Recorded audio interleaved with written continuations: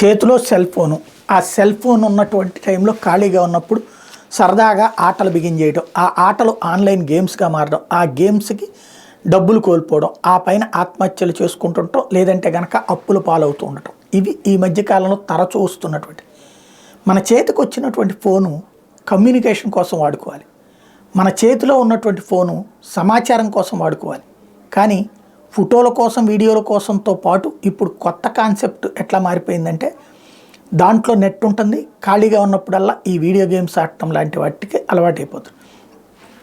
తాజాగా జరిగింది ఇట్లాంటి సంఘటనే, ఒకళ్ళ ప్రాణాలు తీసింది.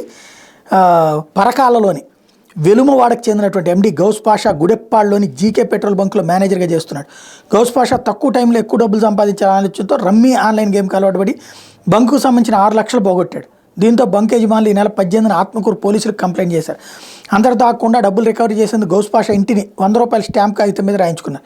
అదే రోజు ఇంటికి చేరుకున్నట్టు గౌస్ పాషా తన తల్లిదండ్రులు కష్టపడి కట్టుకున్నటువంటి దాన్ని ఇంటి యజమాను బంక్ యజమానులు రాయించుకున్నారని, అది ఇంట్లో వాళ్ళు తెలిస్తే తట్టుకోలేరంటూ సూసైడ్ చేసుకున్నాడు. మీరంతా తను మర్చిపోవాలని తల్లి తమ్ముడికి ఫోన్ చేశాడు. దీంతో వాళ్ళు పోలీసులను సంప్రదిస్తే పరకాల బంధన్ రోడ్లో పురుగు మందు దాగి ప్రాణాపాయ స్థితిలో ఉన్నట్టు గుర్తించారు.